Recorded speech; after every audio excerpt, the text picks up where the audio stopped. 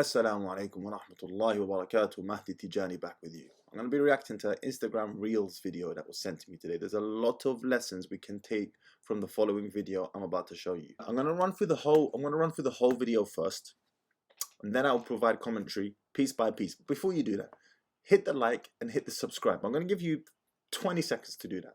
Help the algorithm along and help the channel grow, inshallah ta'ala. Because the discussions that we talk about in here, if you've been following for any meaningful period of time, are extremely important discussions. And if you're new to this channel right now, we discuss intersexual dynamics on and we dissect it. We completely dissect it. So on a logical, rational level, for those of you who like logic and rational. For those of you who don't, you're at the wrong place. So hit the like, hit the subscribe. Done that? Yalla, let's get into it. Bismillah.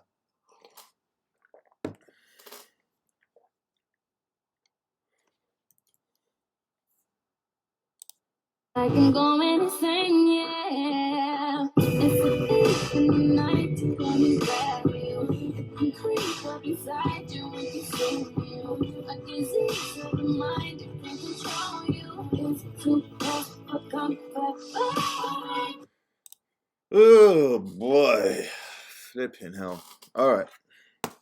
So, I'm going to make some wild guesses here. I got absolutely no clue whether I'm on the money with this or not. And if I'm wrong, I'm wrong. But first and foremostly, she looks to me like she's either Eritrean or Somali. One of the two. Quite possibly Eritrean. And I would guess she grew up in a conservative culture. Again, I'm just taking shots in the dark here. I'm guessing she's Eritrean or Somali, and she's grew up in a conservative culture. And she's had a bad experience of some sort, and it's completely broken her. You know, the Prophet ﷺ said about the bent rib, if you try to straighten it too much, it will break.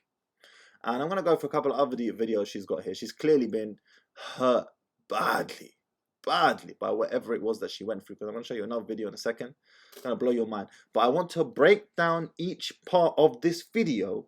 So for those of you who might get into a discussion like this with either your missus or even, you know, it could be your daughter. Could be your daughter, could be your sister, your mom even. I'm going to get into it, inshallah. Feels like I'm going insane, yeah. So the first one, you can't have friends because they all want to have sex with you. Correct.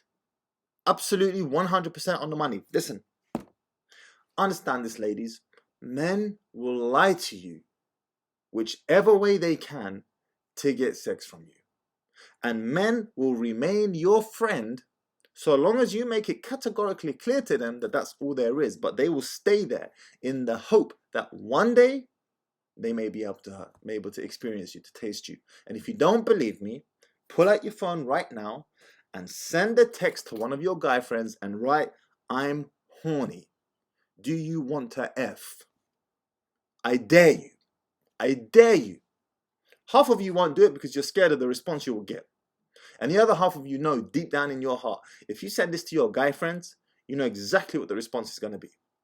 You know exactly what the response is going to be. No, you cannot have guy friends, period. And guess what? Men cannot have female friends either. Obviously, if a girl can't have guy friends, well then it means the guys by default can't have girlfriends. Yes, men cannot be friends with females. Any man who says, "Oh, I can be friends with her," we're friends, it's cool, man. You need to get your testosterone levels checked. Your balls are empty. There's something wrong with you down below. Something's not functioning, habibi. Go to the doctors. Get your T levels checked. Because it's not functioning. It's impossible to have a female who is a friend. Now, couple that with the fact that for those of you men who think you can take female friends, they blunt you. They blunt you. Because the feminine energy is the soft, nurturing, that type of energy. It blunts the masculine energy. It blunts it. Men, in order to be manly, need to spend more time with men, other men. And women, in order to be womanly, feminine, must spend time with other women. Have you ever met a girl who's got loads of guy friends? She's a tomboy. That's the word for it. She's a tomboy. She's a guy in a girl's body. It's unattractive. But yes, absolutely, you cannot have guy friends because they do all want to smash.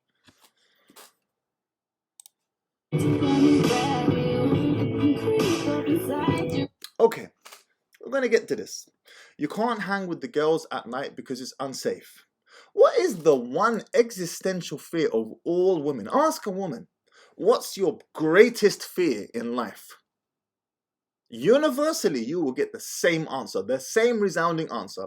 I fear being raped. I fear walking out one day and I'm kidnapped and I'm abducted, or I'm met in a dark alley and I'm raped. That's the one existential fear of pretty much all women.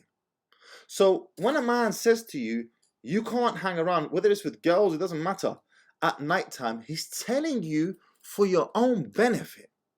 Now, let me ask you a question, sister who made this video. If you were hanging out at nighttime one day and you were approached by a bunch of predatory attackers, would you expect your man to get there on the double to defend you if you dropped him a phone call and potentially lay his life on the line for your ass? Would you expect that? You would 100% expect that. So why should my guy go out, put his missus, his wife, whatever you were, in unnecessary danger and potentially have to put his life on the line for you when you don't even want to cooperate and minimize your chances of being hurt in the first place? Why should he do that? Why? What type of entitlement is this? It's like you sign yourself up for troubles and problems. Go out during the daytime, have fun.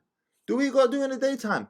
But in the nighttime is an opportunity. An opportunity for he who has a sickness in his heart to implement or to take action upon his sickness. This is like common sense. The fact that I'm even having to explain this is ridiculous. Your outfit has to be approved by your husband because you're a direct reflection of him. Yes. Not even your husband. Listen. I was with one of my stepdaughters the other day.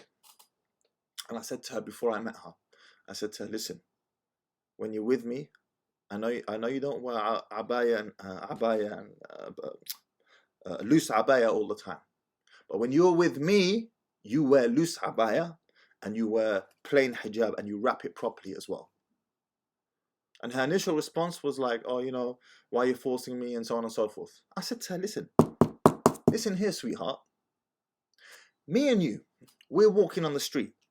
Suddenly, we're surrounded by 5, 6 foot guys, all of them carrying blades.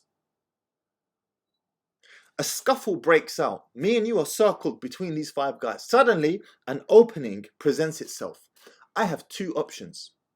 Option A is I push you through that opening and you run away as fast as you can whilst I continue fighting off these attackers and giving you enough time to get away and potentially laying my life on the line whilst you escape. Or option B, I run away knowing 2 things. Number 1, I can run faster than you, much faster. I'm a fast runner. And I'll probably get away from even them because most men can't catch me, never mind a girl. That's the first thing. And then the second thing is that they will be quite happy knowing that I've run away and now they've got you and now they can have their wicked way with you. They can do whatever they want to. What option are you choosing? Which one would you expect of me? For me to run away or for me to stay and fight whilst you run away? All I heard was crickets. And the very next day, she came in abaya and hijab in the way it's meant to be. And I said to her, if you expect me to die for you, I expect you to wear a piece of garment without freaking complaint. You're not doing me no favors. I expect you to wear a piece of garment without complaint if you expect me to die for you. And I said to her, I will die for you in a heartbeat. In a heartbeat, I will die for you. But best believe you're going to be wearing exactly what I tell you to wear, if that's the case.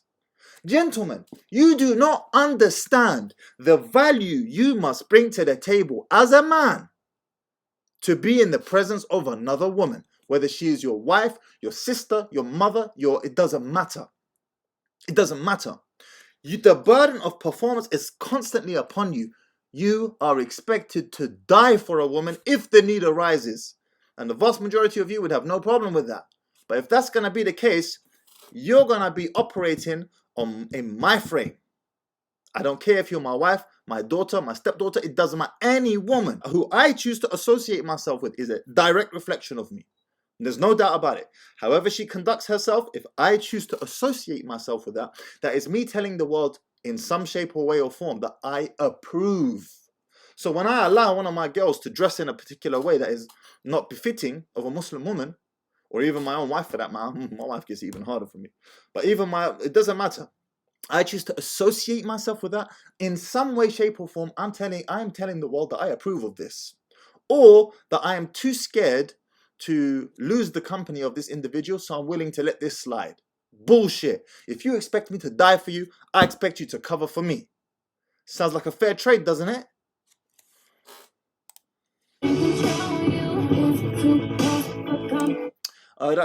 That last part, it's your fault that he's angry. Now, of course, Taban is not always. It depends. Like, sometimes it'll be your fault, sometimes it's his fault. That's according to the situation. We don't know. But generally speaking, that's not a fair statement to say that it's a girl's fault or a woman's fault that her husband is angry. Taban that. All right, I'm gonna show you one more video.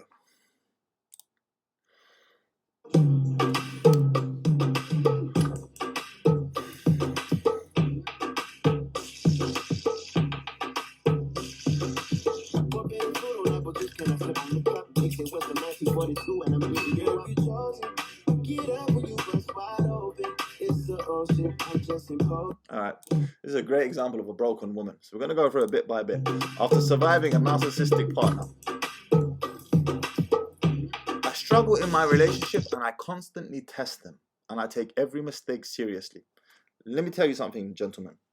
With respect to this sister, she's written off. She is written off. When you don't know what it feels like to be in a relationship with a woman who constantly tests you. I know. It's a nightmare. It's an absolute nightmare. Nightmare. They are a nightmare. Women are fragile. And sometimes men do break them. But it's not your business to go around cleaning up someone else's shit. That's not your problem. That's not your business. Women who constantly test you, every little tiny mistake, every time they feel ever so slightly anxious, they're written off. It's not your problem. This girl's got a lot of work to do. Maybe she can fix herself. Maybe if she puts the work in, she can fix herself. But it's not your problem. Don't get involved with them. I have been involved with these women. I know what they're like. They are a nightmare. Nightmare. And then they beta-tize you through 1,000 concessions, to quote Rich Cooper. How? Because every time they feel anxious, you feel the need to quickly make them feel better. Oh, let me make her feel better. Let me do something. Let me do this. And she constantly makes you run from goalpost to goalpost to goalpost until she loses interest and respect for you. All right, guys. Gentlemen, brothers watching this. If your daughters are putting up a fight to dress appropriately as Muslim women, they're being combative, they're being argumentative, they don't want to dress like this, they want to dress how they want to dress. Maybe it's even your wife. I hope you're not having these problems with your wife. Your sister, it doesn't matter, your mother. Whoever you choose to associate yourself with, especially, and I'm talking for Muslims, or Taban, if your parents or your family are non-Muslim, it's a completely different discussion. But for me, I am talking about as a Muslim, as a Muslim. If I'm associating myself with another Muslim member of my family who's a female, she's gonna dress in the exact way I expect her to, or we are not going out with each other. I am not associating myself with you in public because you are a reflection of me. And you expect me to die for you if the need arises. So you better believe you're going to pattern up how you look according to the Sharia and Sunnah if you expect me to die for you. Understand what you're bringing to the table and stop making concessions. Hit the like, hit the subscribe. I'm out.